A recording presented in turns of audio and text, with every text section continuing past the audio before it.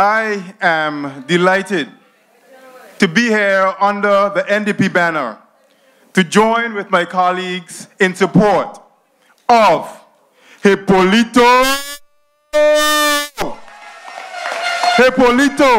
Diego Pen, who is seeking to represent you, the voters of the 7th District, in the next House of Assembly. The NDP is a proven and tested team that has represented you well for the last 20 years. That's right, District 7. You have been the one and only district in this territory who has elected an NDP member to the House of Assembly consecutively for the last 20 years. Give yourselves a round of applause, District 7. And it is our hope and our wish that you will continue to place your confidence and your faith in the leadership of this party.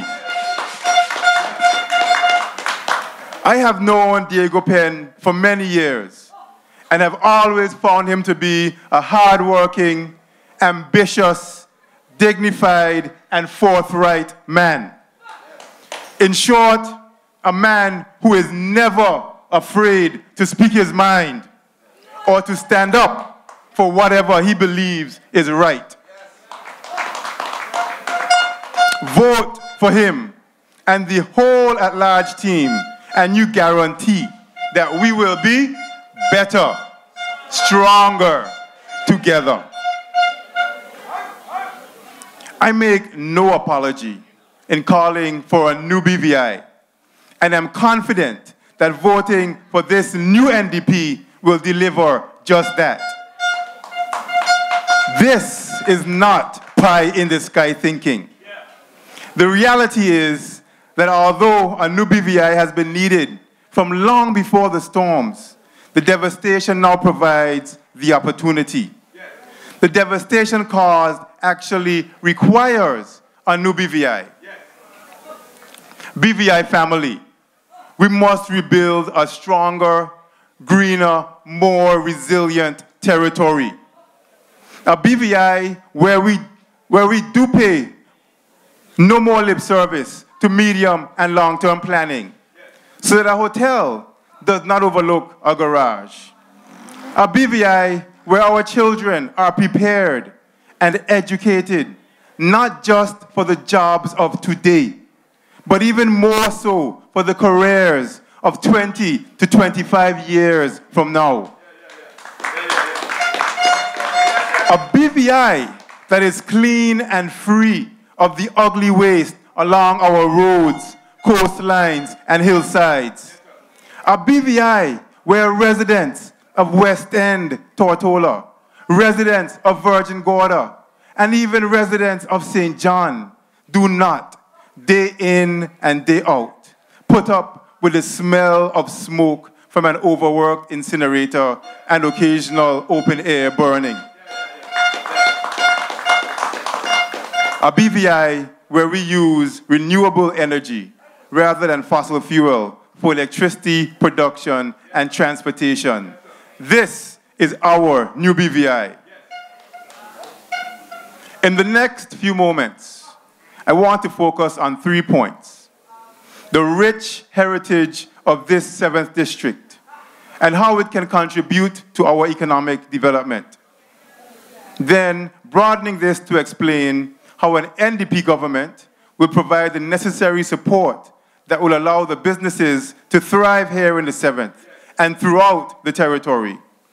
And then briefly speak to a subject dear to my heart: supporting persons with special needs. Ladies and gents, I start with the last, as it's weighing on my mind. You see, a few days ago, a beautiful and talented young lady with special needs reached out to me with one question, and I quote, "What does your party plan to do to help persons with disabilities as it relates to school, accessibility, employment, and inclusion?" Although I responded to her directly, I want to reiterate something I said the following night. I said that special needs for children and adults touches me and several members of my team personally. So my good friend Sandy will forgive me for this brief crossover into education. Yes. I am completely and totally dedicated to supporting this group of individuals and their families.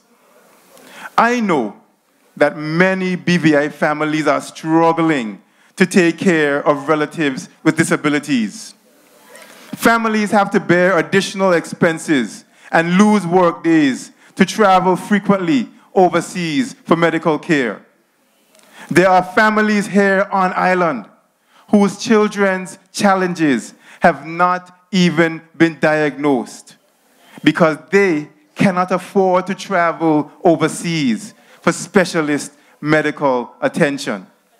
And so these children go day in and day out, year in and year out, without much needed interventions that are required to make their lives and their families' lives more comfortable and productive. And there are families who have to be separated because the resources required to help their loved ones are simply not available in the territory. This National Democratic Party has been trying and working. And when we are elected, we intend to fight even harder to represent you, the often unrepresented or underrepresented. We will find ways to make the mainstream schools more inclusive, where students will meet higher expectations. Inclusion is a key to success for differently abled students and adults.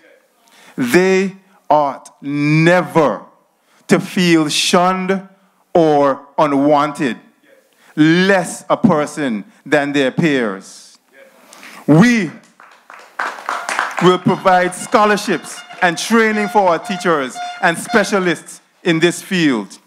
We will provide job and life skill trainings to empower special needs persons with greater independence and easier transitions into the working world. Employers will be further educated, encouraged, and if need be, required to hire differently abled persons for certain positions within their organizations, thus minimizing the unnecessary discrimination that our differently abled residents oftentimes face. We also intend to improve accessibility, especially to public facilities. These are basic human rights. It is imperative that these persons are appreciated, accepted, loved, and fully integrated into the society in which they live, our society. We will be better, stronger, together for all, and not just better, stronger, together for some.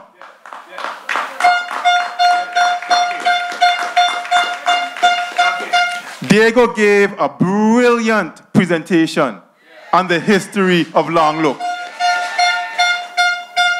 If we didn't before, we now all know that it is the oldest free black community in the Western Hemisphere. That it has had a remarkable heritage and that it represents many things to many people. Of equal importance is the fact that Long Look was an economic hub, and he wants to make it one again, as it was to the boat builders, ship owners, artisans, and later small community shops.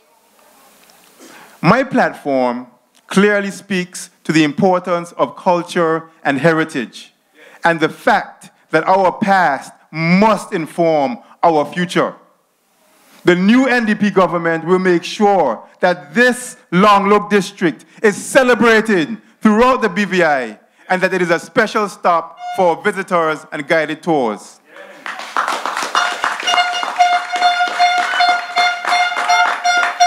This ticket will see renewed activities for artisans, with the power of 2 district representatives working side by side, plus your 4 at-large reps.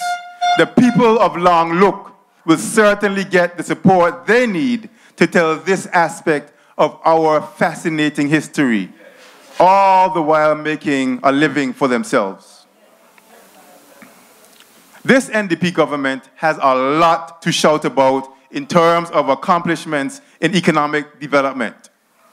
Time does not permit me to go over them, but I want to speak to 2 related things when this new NDP returns to office.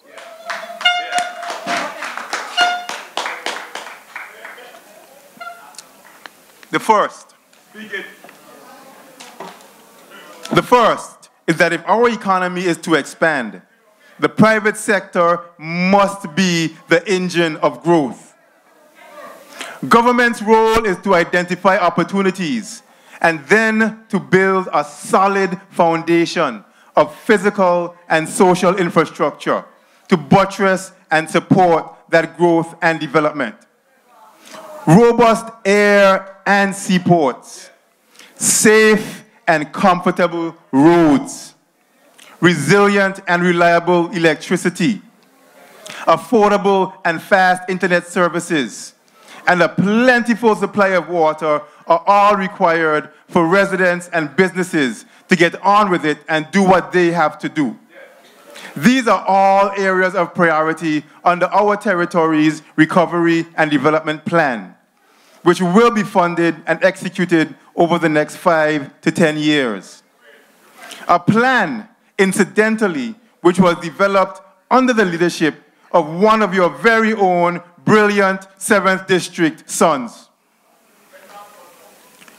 First-class health and education systems, a comprehensive, well-thought-out, fair, and long-term labor and immigration policy, a strong, effective, and transparent governance are elements of the social fabric which are also required for expansion of local businesses. Too often, without realizing it, government gets in the way, frustrating businesses. That is why this NDP government, as the chairman often says, is fully committed to being a facilitator and not a frustrator. Yes, sir. Yes, sir.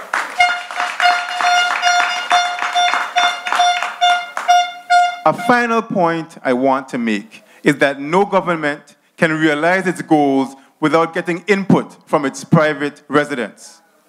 I was reminded of this a few days ago during a conversation with some of our business people whose views are frankly not sought often enough on issues that are pivotal to this country.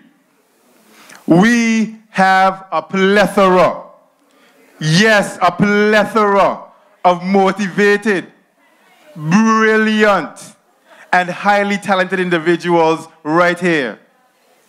People who have an undying love for this country in their hearts. We will not squander that talent and allow it not to be fully utilized. An NDP government will regularly consult with the private sector and breathe new life into our Youth Advisory Council, Economic Advisory Council, Fishing Council, and so many more.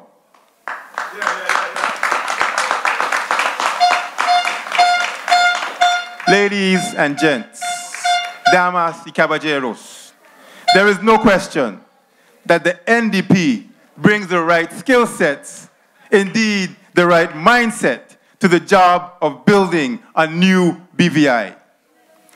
Our blend of experience, talent, and new energy will get the job done.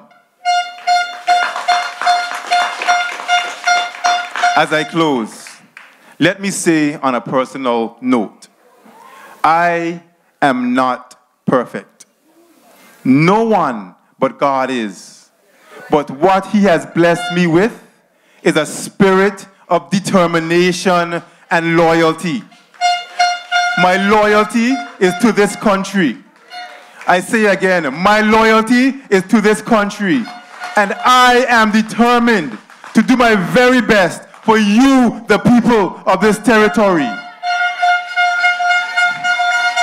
I know that there are others out there who are equally determined, but none more determined than I. And I am putting myself forward to work with and for you, the people of these little but great Virgin Islands. People of the 7th, this is a determined team. This is a winning team. So people of Long Look, on the 21st and 25th of February, find yourself over there by the Long Look Methodist Church and go to the polls. If you have to stand in line, stay in line. Don't move. Stay there. And make sure you vote. Vote for Hippolito. There you go. Pen. Vote for our chairman, next premier of the Virgin Islands, Myron Wee Walwyn.